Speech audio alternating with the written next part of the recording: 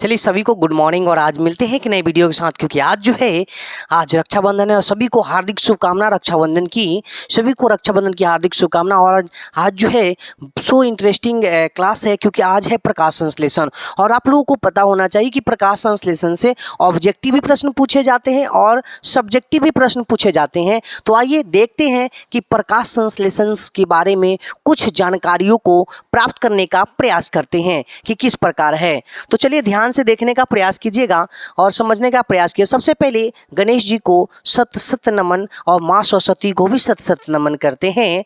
तो ध्यान से समझने का प्रयास करेंगे और ये बात बहुत ही लोगों को भावुक कर देगा, क्योंकि देखिए प्रकाश संश्लेषण बहुत, इस जीवन को अगर चल रहा है हमारा जीवन, तो प्रकाश संश्लेषण का कहीं ना कहीं बहुत बड़ा महत्वपूर्ण है। क्यों है ये जानिए। क्योंकि देखिए एक बात बताइए हमें कि अगर बताइए कि प्रकाश संश्लेषण की क्रियाएं अगर नहीं होती तो बताइए पेड़ पौधे जीवित नहीं होते, और जब पेड़ पौधे जीवित नहीं होते तो हम कहाँ से भोजन करते। तो भोजन के लिए भी और श्वसन क्रिया के लिए भी पेड़ पौधों का होना बहुत ज़रूरी है। समझे कि नहीं। अगर पेड़ पौधे नहीं होंगे तो वाटर साइकिल जल चक्र भी नहीं होगा। माने कि कहा जाए तो पेड़ पौधे हमारे जीवन का सबसे महत्वपूर्ण अंगों में से एक है। तो चलिए ध्यान रखिएगा, प्रकाश संश्लेषण को अंग्रेजी में फोटोसिंथेसिस कहते हैं। फोटोसिंथेसिस प्रकाश संश्लेषण को अंग्रेजी में कहते हैं। हरे पेड़ पौधे प्रकाश संश्लेषण की क्रिया करने की क्षमता रखते हैं। मान लीजिए कि अगर हरे पेड़ पौधे अगर प्रकाश संश्लेषण की क्रिया नहीं करेंगे तो प्रकाश संश्लेषण की क्रिया के दौरान क्या करते हैं कि वो ऑक्सीजन को छोड़ते हैं और कार्बन डाइऑक्साइड को ग्रहण करते हैं। ये पेड़ पौधे करते हैं प्रकाश संश्लेषण की क्रिया के दौरान करते हैं। क्या छोड़ते हैं बुआ? तो ध्यान रखिएगा, छोड़ते हैं ऑक्सीजन है और कार्बन डाइऑक्साइड लेते हैं। समझे कि नहीं। अब ध्यान रखिएगा, इस बात को भी समझिएगा कि देखिएगा रात में भले ही सब चीज़ ठीक हो लेकिन फिर भी गर्मी अधिक लगता है। पता है क्यों? क्योंकि अधिकतम पेड़ जो होते हैं वो केवल कार्बन डाइऑक्साइड ही छोड़ता है, जिस कारण से गर्मी अधिक लगती है। और दिन में भले ही गर्मी ज़्यादा हो बट उतना ज़्यादा एहसास तो नहीं हो पाता है रात की अपेक्षा खासकर। तो ध्यान रखिएगा, है ना। तो पेड़ पौधे जो होता है प्रकाश संश्लेषण की क्रिया की क्षमता होती है। और कुछ पौधे जो प्रकाश संश्लेषण की क्रिया नहीं करते हैं, कुछ पौधे ऐसे भी हैं जो प्रकाश संश्लेषण की क्रिया नहीं करते हैं, जैसे गोबर छत्ता। तो गोबर छत्ता क्या है? तो मृत जीवी है। पूछा भी जाता है कि गोबर छत्ता कैसा जीव है, तो आप याद रखिएगा कि मृत जीवी है। अमरबेल का जो पौधा है वो परजीवी है। ये भी जो है प्रकाश संश्लेषण की क्रिया नहीं करता। ठीक है।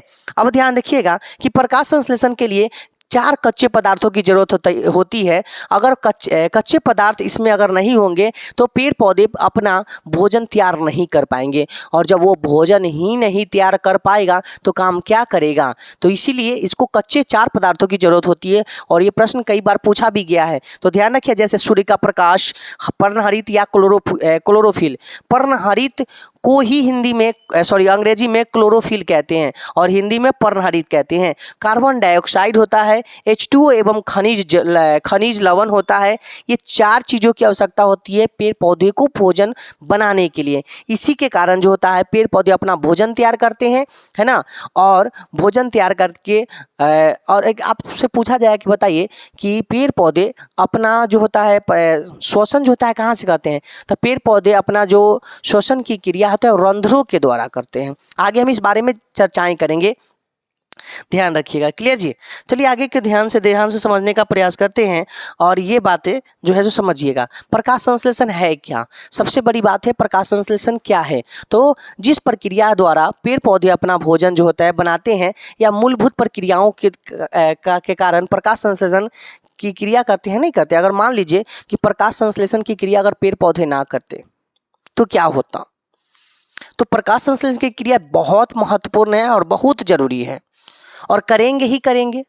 तो ध्यान रखिएगा कि पेड़ पौधे भोजन के लिए प्रकाश संश्लेषण की क्रिया करते ही करते हैं। इस प्रकार पौधे में सूर्य देखिए 2 चीज़ों के द्वारा क्लोरोफिल CO2 और H2O की मदद से जो होता है वह प्रकाश संश्लेषण की क्रिया कर भोजन तैयार कर पाते हैं। किसकी मदद से? तो क्लोरोफिल, CO2 माने कार्बन डाइऑक्साइड और H2O का मतलब होता है जल।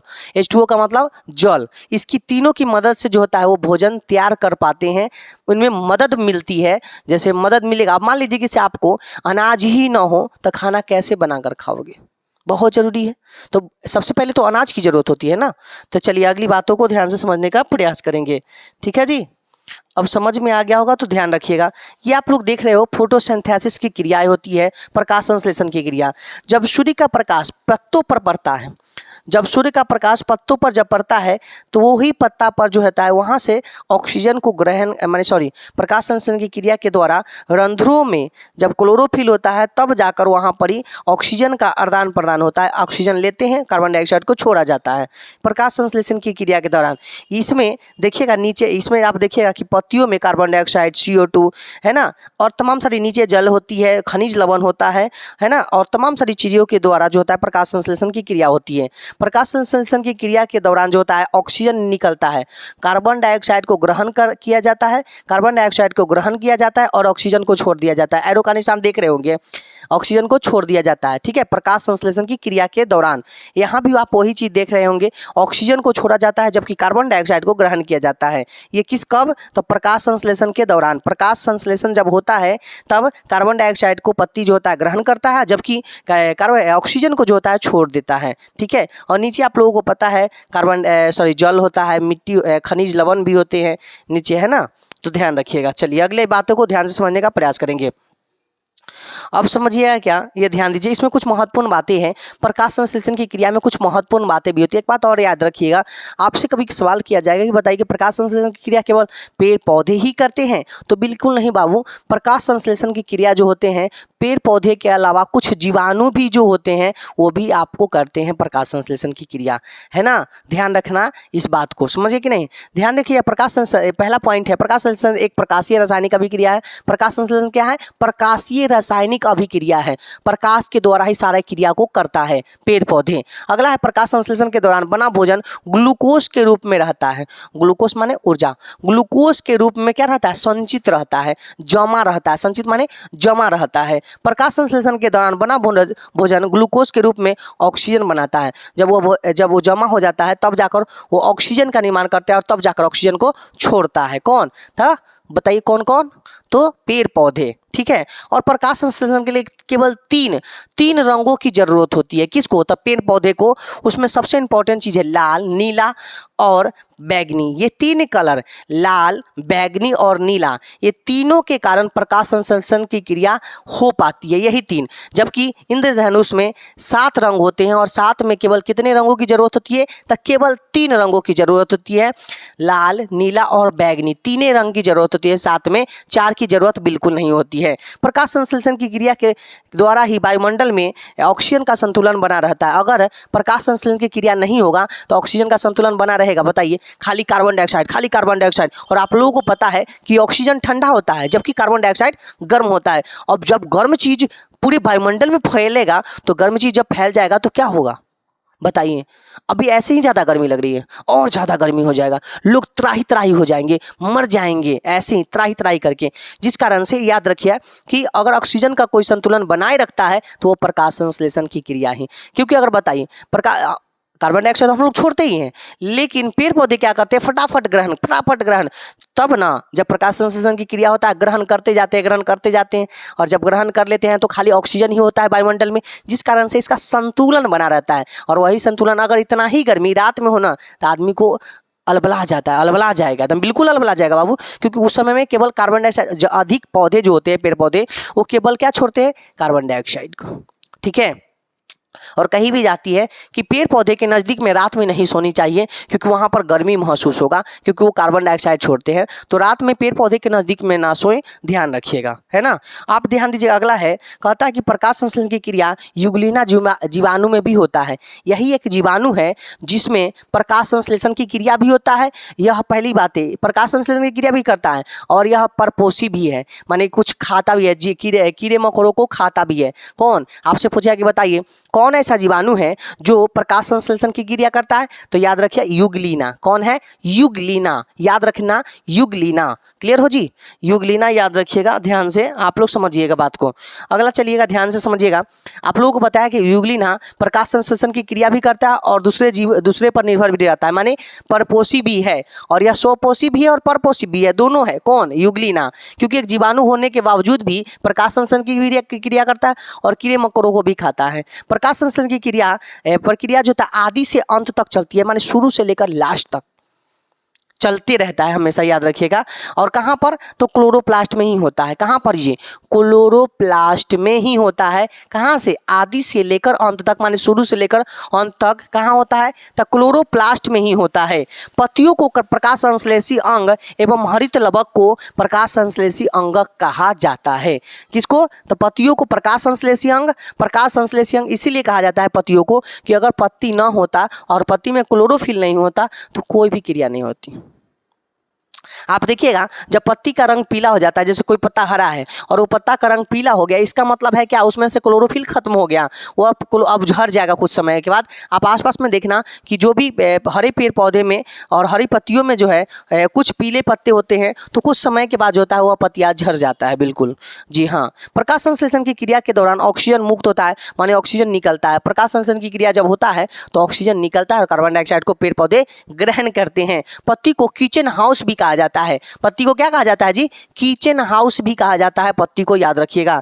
पत्ती की बाहरी त्वचा में रंध्र या स्टोमाटा, माने रंध्र को अंग्रेजी में स्टोमाटा भी कहा जाता है। ये भी याद रखिएगा कि रंध्र को अंग्रेजी में स्टोमाटा भी कभी कभी कह देता है, तो याद रखिएगा रंध्र कहे चाहे स्टोमाटा कहे, बात एक ही है, मौजूद होते हैं, कोई दिक्कत नहीं ना। चलिए आगे ध्यान दीजिएगा। चलिए ये आप लोगों का जो है प्रकाश संश्लेषण की बातें था, कुछ जो आप लोगों को ध्यान रखने वाली बात है। अब ध्यान रखिएगा, एक बात जानते हो ना कि आप लोगों के जीवन में पेड़ पौधे का बहुत बड़ा योगदान है। अगर पेड़ पौधे ना होते तो अच्छी इन्वायरमेंट, कहता है ना कि अच्छी वातावरण हमें अच्छा जीवनचर्या दे सकता है और ज़्यादा जीने का फैकल्टी। लोग देखते हो शहर में भले ही आदमी रहता हो लेकिन गांव उससे ज़्यादा बेहतर है, क्योंकि गांव में ऑक्सीजन ज़्यादा होता है और शहरों में ऑक्सीजन की कमी होती है, जिस कारण से वहाँ के लोग अधिक बीमार पड़ते हैं और गांव के लोग कम। समझे कि नहीं? गांव में ज़्यादा कम बीमार पड़ते हैं और शहरों में वही ज़्यादा बीमार पड़ते हैं। तो इसलिए लोग जो होते हैं गाँव में रहना ज़्यादा पसंद करते हैं। देखिएगा, जब भी शहर में रहने वाले भी लोग जो होते हैं, जब अंत समय आया तो हम चल जाएंगे गाँव कहते हैं ना, तो लास्ट में उसको गांव ही जाना पड़ता है और गांव की वातावरण बहुत ही अच्छा होता है। कहा जाता है कि शहर की दवा और गांव की हवा बात बराबर होती है। समझ गए कि नहीं? शहर की दवा और गांव की हवा। देखिए शहर में जब कोई लोग बीमार पड़ जाते हैं और वो रास्ते में जब आते आते घर पर आते आते बिल्कुल ठीक हो जाता है, वहाँ का कहता है कि यहाँ का हवा ही ऐसा है कि निरोग है, हवा ही ऐसा है कि हम लोग ठीक हो जाते हैं। ऐसा बात नहीं। ऑक्सीजन, यहाँ शुद्ध ऑक्सीजन जो मिल पाता है, जिस कारण से आधे दुख तो दूर ही हो जाते हैं।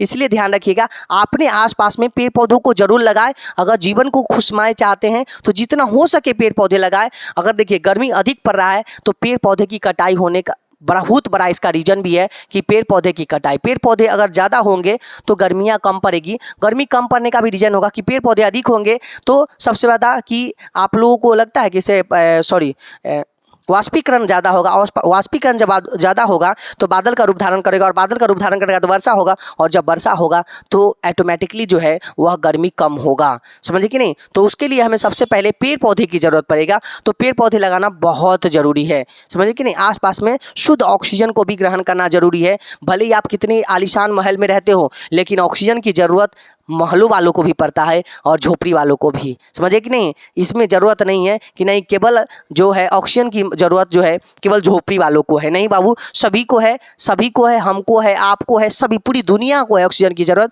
इसलिए ध्यान रखें कि पेड़ पौधे की कटाई ना करें, उससे ऑक्सीजन का संतुलन बना रहता है और ऑक्सीजन को संतुलन बनाए रखने के लिए पेड़ पौधे लगाना ज़रूरी है, क्योंकि यही पूरा चक्र को चलाता है। पूरे चक्र को केवल पेड़ पौधे ही चलाते हैं। तो प्लीज़ आप लोग ध्यान रखें और हमेशा पेड़ पौधों को लगाते रहे, काटे मत। हरे पेड़ पौधों को तो कभी काटे ही नहीं। तो ध्यान रखिएगा और मिलते हैं नेक्स्ट वीडियो में। तब तक के लिए धन्यवाद। Bye bye, see you.